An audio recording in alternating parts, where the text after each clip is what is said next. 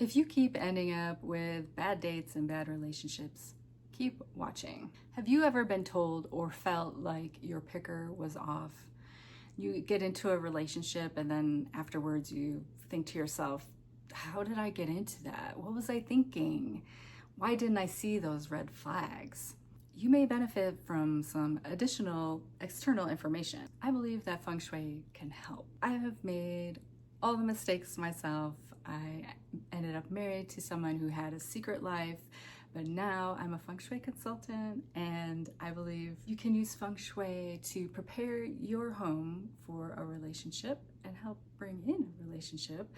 And you can also use someone else's home to understand who that person is. Feng Shui considers your home to be a mirror of the people living there, and I believe that it can be used as a tool to understand other people. What happens a lot of the time is we go to someone else's home, a potential date's home, and we make excuses. We explain things away. This happens especially when a woman goes to a man's house.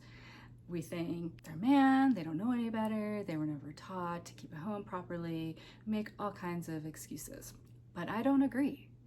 Men are perfectly capable of keeping a clean and well-maintained home that is cared about. Just keep in mind, we're not looking for a certain design sensibility or style or sense of aesthetics. Keep watching it and I'll show you what to look for. The creator of the burned haystack dating method, Jenny Yang, she talks about visual rhetoric on the dating apps.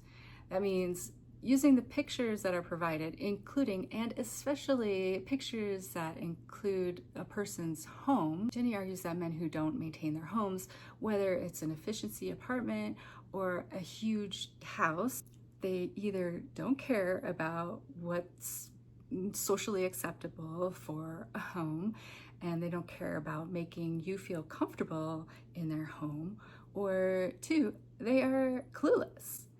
Either one is undateable. Either someone who doesn't care or someone who doesn't know any better. Do you really want to deal with that? So maybe someone doesn't like or have time to maintain or keep their house really clean. That's okay. They should either do it because that's what adults do anyway, or they hire someone to take care of it for them if they really don't want to do it. So the state of someone's home does say something about them. Don't excuse it away. So here are 3 things to look for based on my understanding of feng shui. First, coherence. Second, compatibility.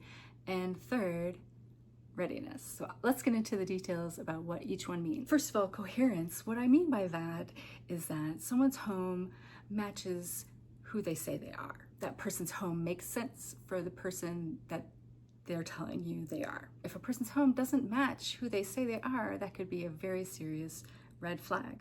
So here's some things to look for. So if somebody says that they have a very high-paying professional job, but you see their home, it doesn't really match what you would expect from someone with that kind of a job.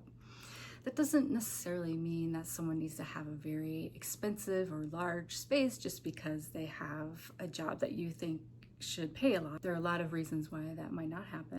But is their space well maintained? Have they selected items with care? Are the items in their home good quality?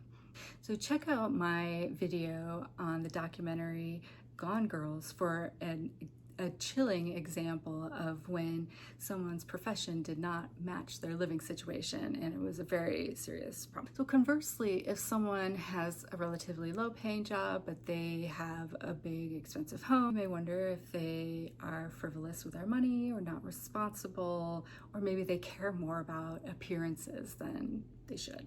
There are a lot of reasons why someone's space may not match what you would expect from their financial situation.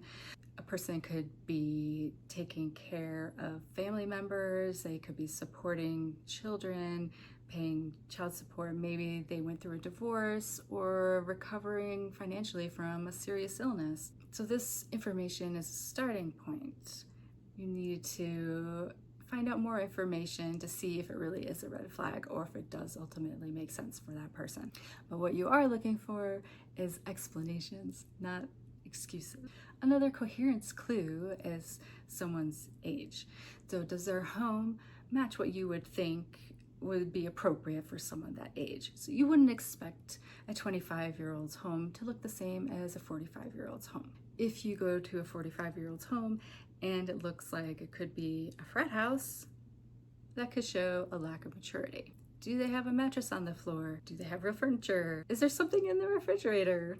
This can reflect how someone takes care of themselves. Some of this comes down to compatibility, which we'll talk about in the next section. But we often discount this information entirely, which I think is a mistake. Often we start to discount this information because feelings are involved and we want things to be true. We want this person to be who we think they are. But I think that that is a missed opportunity. In addition to consistency with financial situation and age, a person's home should reflect their interests. If someone says they're really into books, do they have any? If they say they're super into yoga, do they have a mat at home?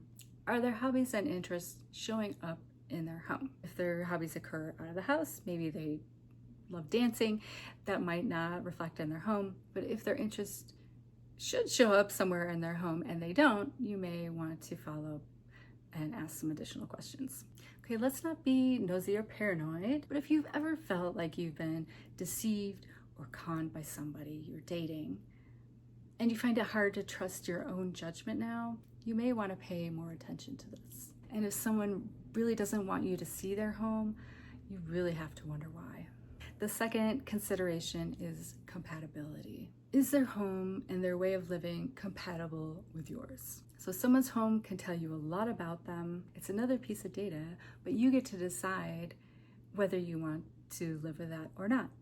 So these are not prescriptive rules where I'm saying, don't date somebody who has this in their home. It's up to you to decide. An example here is a level of cleanliness and organization. Are you on the same page? If not, are you willing to compromise? Are they willing to compromise? If you care a lot about being organized, but the other person doesn't care about that, is that something you can live with? Can you compromise on having separate spaces? A lot of the time, we will get into a relationship with someone who's less organized and then take care of it ourselves. And then years down the road, we feel resentful and angry. So this might not be a deal breaker when you're in love at the beginning of a relationship, but years down the road, it can become a problem. Just be aware of potential compatibility issues and be proactive about discussing them when moving forward with sharing a living space with somebody. Don't let it slide and become angry years later. Another example of where compatibility comes up is if someone even values creating a comfortable and attractive home. Some people want to travel all the time and be out on the town. When they are around, they want to be out doing things and not at home. Their home may reflect that. Maybe they haven't put a lot of effort into their home. If you're a homebody and love a big, beautiful, comfortable home, you might not be compatible in the long run. So opposites attract all the time. And when you're in love, a lot can be overlooked. Sometimes things are revealed over time and you don't know up front. I just recommend being aware of potential issues and deal with them in a conscious way. How much weight you give compatibility also depends on what you're looking for in a relationship. Maybe you just want companionship and not a long-term relationship at all, in which case it might not matter at all. The third consideration is readiness. Is this person ready to be in a relationship? Think about all the ways your home potentially changes when you're in a relationship with someone. You may set aside a drawer for them, make some space in the bathroom. Maybe you start bringing home their favorite snack or drink. All of this requires making literal space for another person. And that space is something that needs to be addressed after a breakup, which I plan to address in future videos. Feng Shui has some specific recommendations for when you want to bring in a new relationship or improve an existing relationship. First, the bed should be accessible from both sides. Can someone else literally get into your bed? Think about what another person might need if they're staying in your space regularly. Do you have space for two people to sit comfortably in your living space? For two people to have dinner together? Do they need a space for their glasses or water at night? Ideally, you should have nightstands and lamps of similar sizes on both sides of the bed. Having different sizes on either side of the bed can lead to power imbalances according to feng shui. So one person might end up feeling minimized or not heard in the relationship. There are also other considerations about where you place your bed, what's over or under your bed, what else is in your bedroom, and also the relationship area of your home based on the feng shui map. So someone may not initially have their home set up so another person can be comfortable there.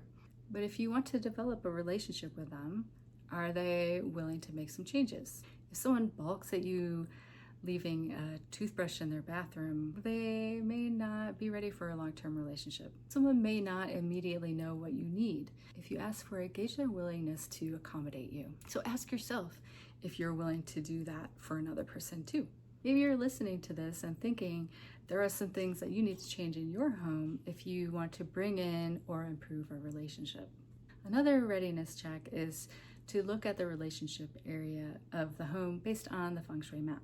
In feng shui, the home is divided into 9 equal areas, each tied to an area of your life. If you stand at your home's entrance looking in from the front door, the relationship area is that back right-hand corner.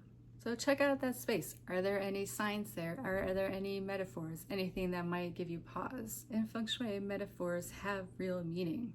In another video, I talk about when I had an issue with my own apartment. The relationship area of my home was filled with dark and heavy furniture and decor.